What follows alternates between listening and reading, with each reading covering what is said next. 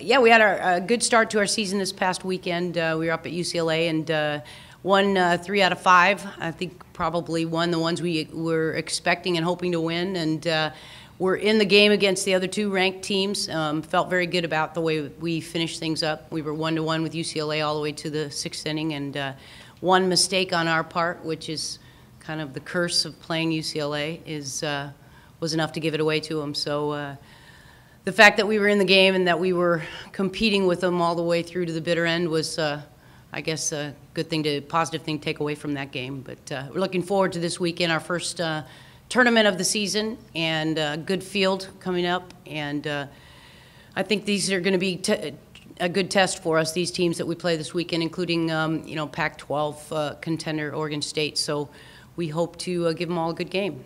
So,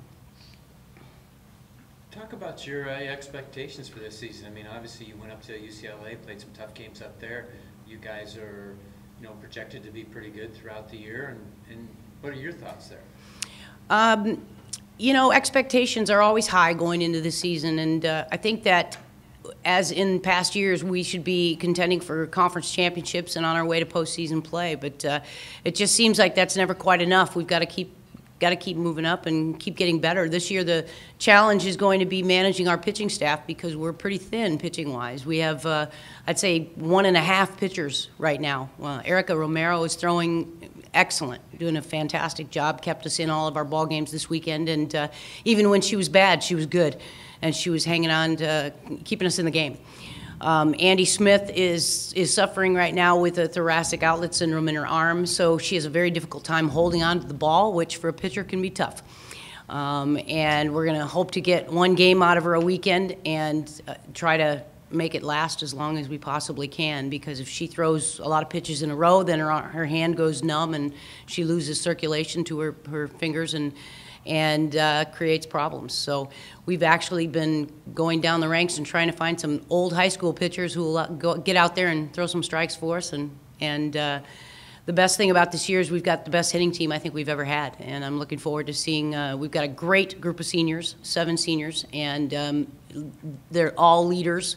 They get it. They know what we need to do, and they're out there fighting for every run we can get, because we know that giving up runs could be an issue. What do you like about this tournament that sort of kicks off the season at home here? It's always a very diverse field. Every year it's different, and a good diverse level of teams, so it gives us an opportunity to maybe play different lineups and gives us a chance to see what we've got and what people can do for us. I think that's important. It's great to start that way at home, show the fans what all the different girls can do for us, and brings out the newcomers. And we've been really pleased with the hard work of all of them. So they've earned it. You mentioned all the events going on this weekend, and obviously in the stadium right next to you, there's a huge event going on with Tony. Talk a little bit about, if you can, what Tony's meant to the Mesa, maybe even to your program.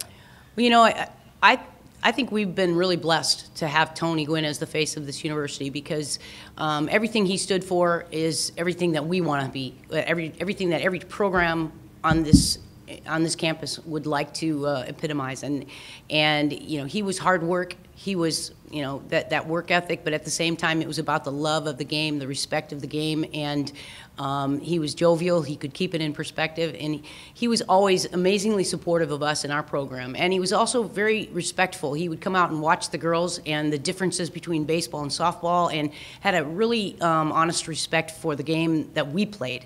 And that was it was a nice relationship, but just we've been blessed to have him as the face of this university, and I think that that's something that we will miss him the most for.